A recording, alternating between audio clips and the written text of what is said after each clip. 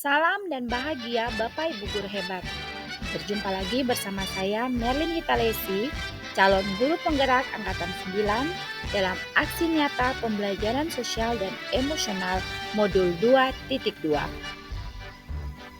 Tujuan pelaksanaan pembelajaran sosial dan emosional terintegrasi dalam kegiatan awal proses pembelajaran.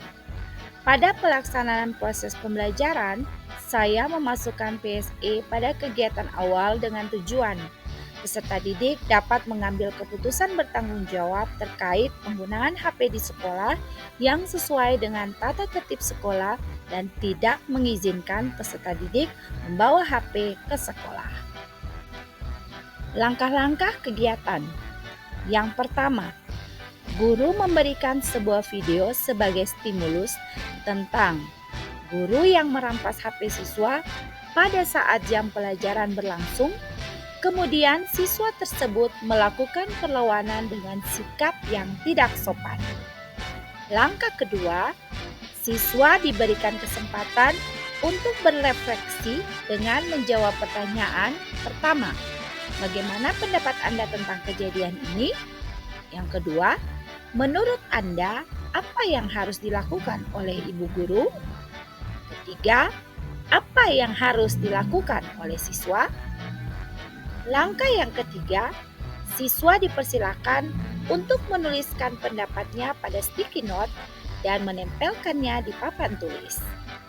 Langkah keempat, setelah berefleksi dan mencurahkan pendapatnya, siswa diberikan kesempatan untuk mengemukakan hasil refleksi diri tentang bagaimana seharusnya mereka bersikap.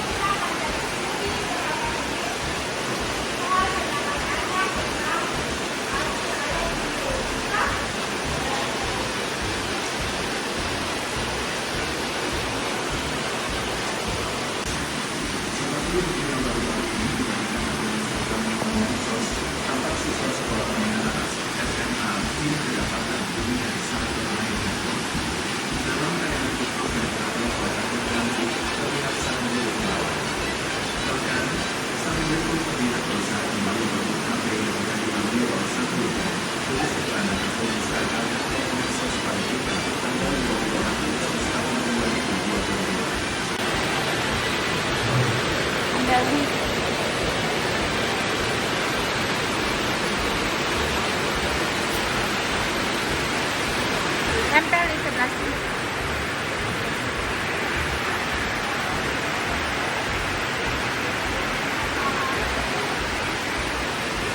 Ada yang mau lanjut?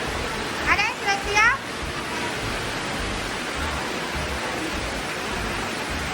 Berikutnya,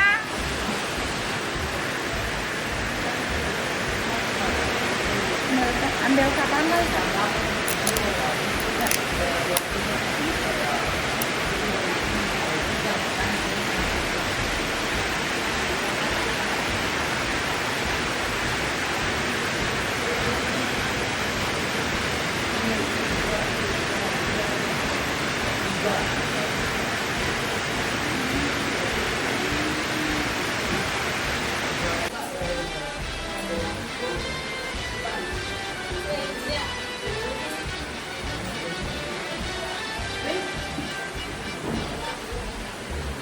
Oke.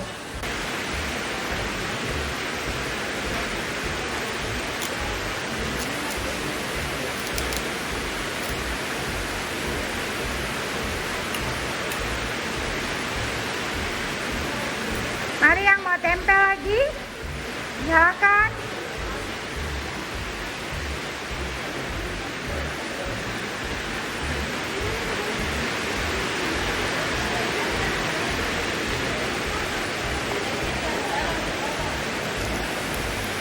Ya, saya akan memberikan kesempatan bagi 3 orang. Yang pertama, memberikan tanggapan tentang kasus yang sudah ditonton. Yang kedua, memberikan pendapatnya tentang bagaimana harusnya guru bersikap. Yang ketiga, bagaimana harusnya siswa bersikap.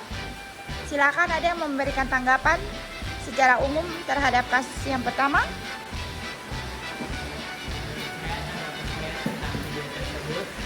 HP adalah salah satu alat yang bisa membuat kita sebagai siswa ketergantungan atau sebagai anak, sehingga membuat kami kecanduan.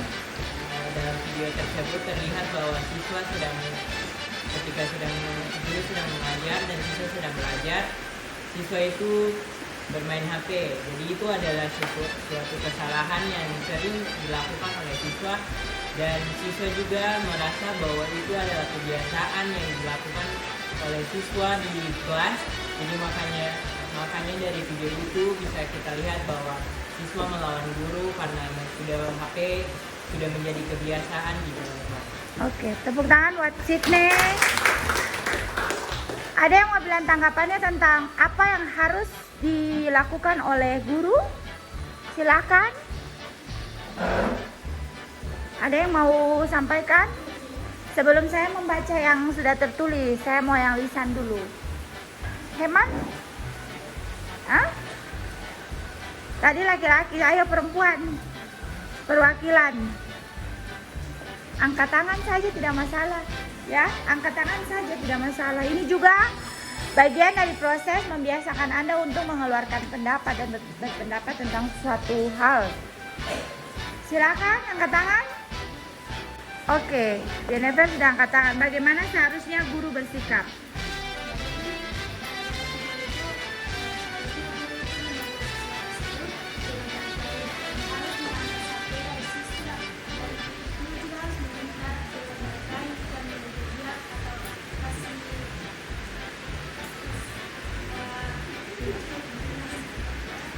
Pembinaan. Oke, terima kasih Jennifer. Tepuk tangan dulu. Begitu, silakan. Dari video di atas, seharusnya sebagai siswa atau murid sekolah dilarang untuk bermain HP di dalam kelas. Dan kalau seandainya kita bermain HP di dalam kelas sebagai siswa, namanya kita tidak menghargai pembelajaran yang guru berikan. Oke, tepuk tangan dulu buat kita semua ya.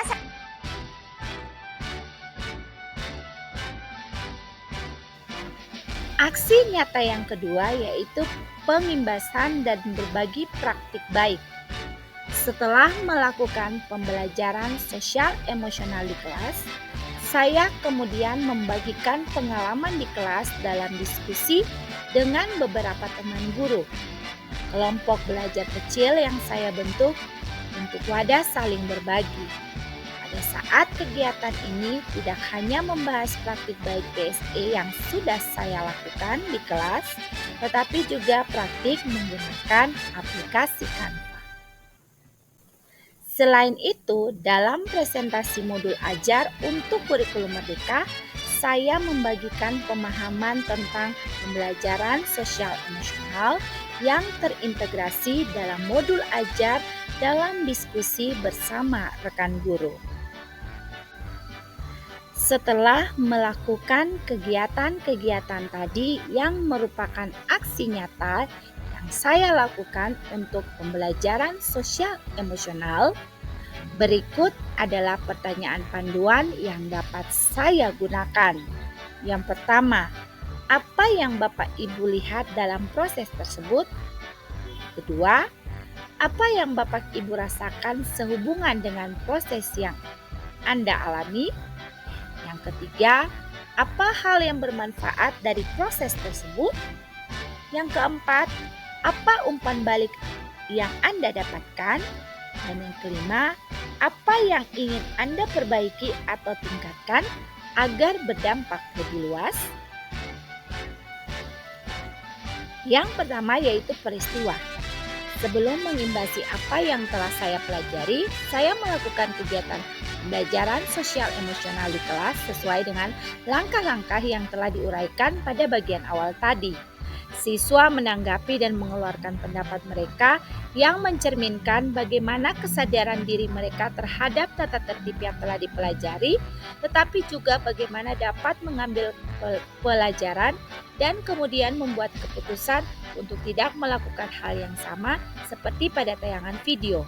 Siswa terlihat begitu antusias dan serius dalam menanggapi masalah yang disajikan dalam video tersebut.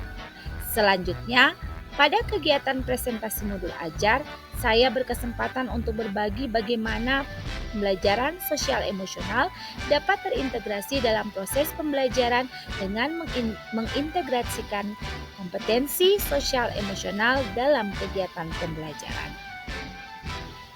Yang berikutnya, perasaan.